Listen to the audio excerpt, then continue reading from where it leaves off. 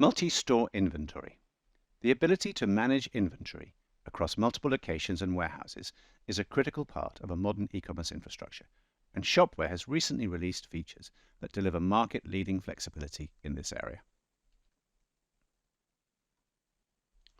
Shopware does this by allowing staff users to define warehouses and then group these warehouses and apply these groups based on rules set up in our Rulebuilder infrastructure. So you can see in this example, we have 2 German warehouses applied to the German group, 1 British warehouse applied to the UK group. And the UK group has a rule, is applied on the basis of a rule, a customer-based rule, i.e. customers from the UK. And the German group is applied to specific storefronts based on this rule. So let's have a look at a product. Here we have a product, and these 2 warehouse groups, the German and the UK group, have been applied to this particular product. And we can see the different stock levels across the German group in these 2 warehouses and across the UK group. So what does this mean on the front end?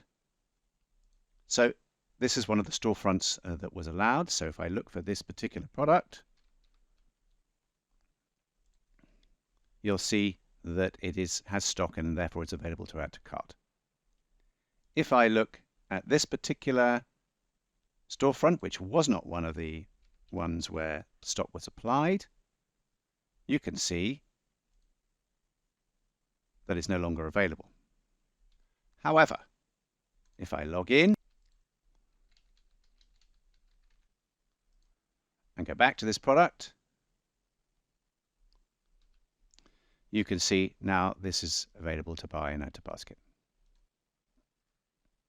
In delivering multi-warehouse infrastructure in this way, Shopware allows merchants to build a stock allocation system that makes the most sense for them. And in this case, we have used customers and storefronts as the defining entity.